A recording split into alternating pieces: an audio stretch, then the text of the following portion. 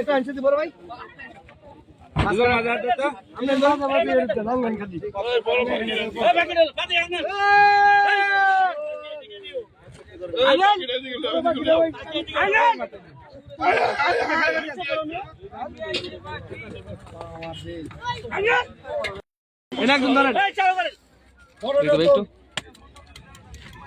আর loan তো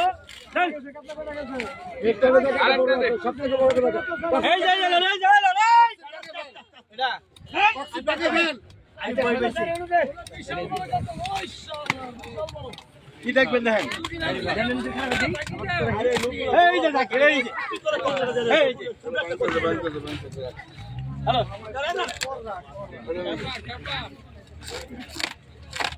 এটা একটা কম হতো না মেলার ভিতরে একটা হবে নাকি একটা কম হতো বড় দামের কাতল কি বেরাইছে এটা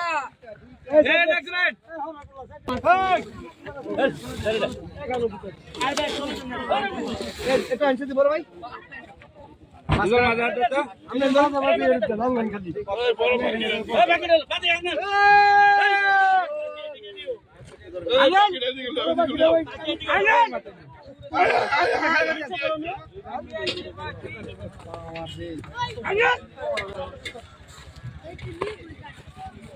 একশো কেজি ওজনের বাকি আছে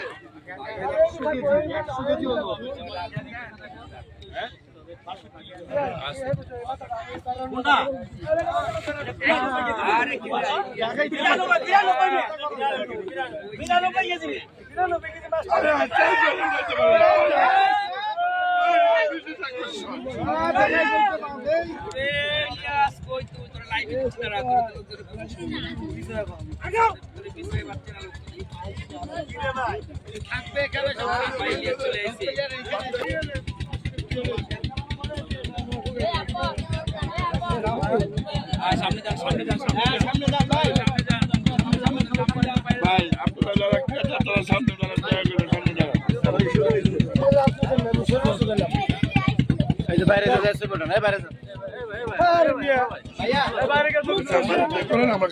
এই বছর কি কি কালেকশন আছে যদি বছর কালেকশন আছে বাকি আছে সর্বোচ্চ আপনার 70+।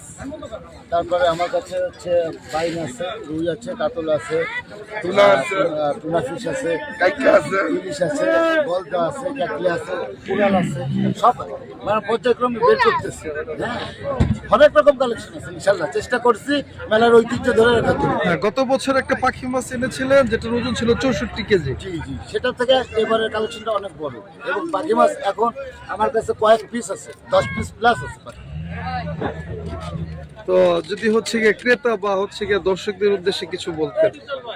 আমি ক্রেতাদের উদ্দেশ্যে একটা কথা বলবো যে এখানে যারা এই আয়োজক কমিটি, এটা অবশ্যই আমাদের ইরানের বন্ধন, সবাই মিলে একটা জায়গায় একটা এই যে ক্ষেতের ভিতর মাঠের ভিতর সবার বন্ধন একত্রিত করার জন্য এই আয়োজক কমিটিকে আমি ধন্যবাদ জানাই।